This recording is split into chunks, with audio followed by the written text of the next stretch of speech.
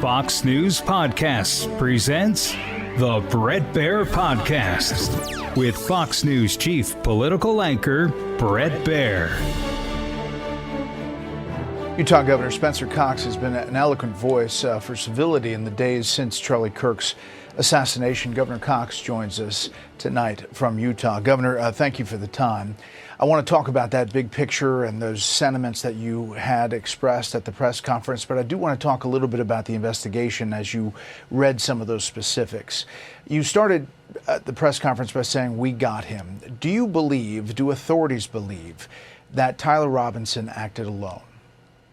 Yeah, yes, Brett. They're very confident right now. Obviously, the investigation is ongoing. They're still following every lead. We appreciate the public who has reached out, but every piece of evidence we have so far makes it very clear that the assassin acted alone. So I saw you read from the probable cause affidavit from the arresting officer, in which you talked about the rifle, the gun. Is it the authorities' belief that he assembled the weapon on the roof and then jumped off the roof with the weapon and then walked away with it and then left it in the woods?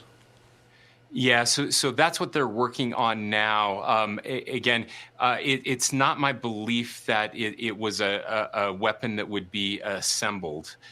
It was likely carried up there with him, but again, that is all still being investigated. But yes, came off the roof and then he tried to hide the weapon in the woods in a towel, and then that's where police found it later that evening.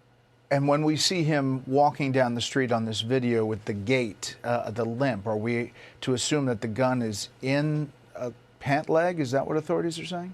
That's a very distinct possibility. Okay. As this is the video walking down the street, by the way, keep going with that video. I have one more question on the specifics. Was the round that hit Charlie Kirk recovered? And has it been matched to the rifle that has been recovered? So all of that is being processed right now.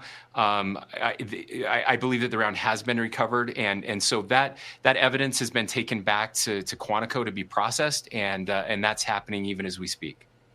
Yeah, there's just all these specifics as you get all of this information, and we're trying to kind of piece it together. And I appreciate it, Governor, since you were reading some of that earlier today. Let's talk about the big picture here and what you take from what appears to be this shooter's motive. Yeah, well, with the big picture, I think is pretty clear. This is someone who hated Charlie Kirk and hated his message and hated what he was doing, and decided to use political violence to end his life. And that is, as I said earlier, that's not just an attack on Charlie Kirk, which is devastating, and our hearts are broken for him, for his family. I've had a chance to talk to his parents, just devastating. But it's the reason you're spending so much time on this, the reason every media outlet is spending so much time on this, the reason I'm talking to you about this is that this is an assault on not just him, but on all of us. It is an assault on the very fabric of our country, of our democratic republic, of our ability to speak freely. And we cannot take that lightly. It is the most serious abdication of our responsibility as citizens that exists, and we have to snuff it out. We'll hear more after this. You know, you've been on the program before, and we've had you on Common Ground with a Democratic governor talking about trying to bring the country together. You expressed some of that today at the press conference. It is a tough time, you have to admit, Governor, in the wake of this. I do. And look, people are angry right now, and they don't need me lecturing them on that. Anger is a very normal response. It's one that I felt. It's one that I've expressed. And that's why, I thought it was so helpful. At 2 o'clock this morning, I was scrolling through Charlie's Twitter feed, where he's talking about forgiveness, where he's talking about how if we stop talking to each other, that's when the violence starts. And so what he believed in, I think, is what we need right now. And certainly, as I was able to talk to his family, they agree with that. They know that Charlie was about nonviolence. You heard President Trump say that as well, that we all need to embrace nonviolence. The question I always have is what happens next if we become violent because of violence against us? Where does that lead to? And it leads to some very, very dark places. And speaking of dark places, I mean, there's all kinds of conspiracy stuff online. And one of the reasons we want to get to the hard answers and ask as many questions as we can is to dispel some of the stuff that goes all over the place. You said today that maybe, social media, put it down every once in a while. Yeah, look, we first of all, those violent images that we saw are just terrible. We're not conditioned for that type of information.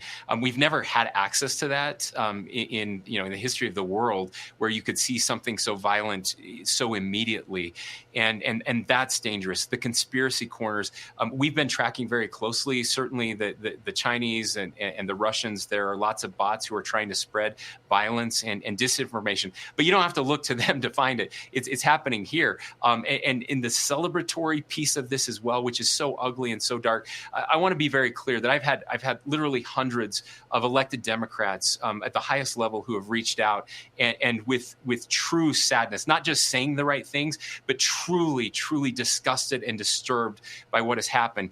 And yet we shouldn't put aside the fact that there are lots of people that are happy about this. We've lost too much of our humanity, and it happens in those dark corners of social media, those algorithms that have hijacked our dopamine and our brains and taken us into these places where there's a reward for doing and saying the worst types of things. And we just have to find a way to disconnect from that. Today, President Trump said there should be quick trials in some circumstances, and this could be one of them. Do you believe, if convicted, Tyler Robinson will face the death penalty in your state? Well, certainly we are going to be seeking the death penalty. I said that before. We're working with the prosecutors as well to get that information ready so that they can pursue that. What I will also say is that we believe very strongly that the victims need to play a role in these conversations. And so in the days that come, the prosecutor will be having conversations with Charlie's family.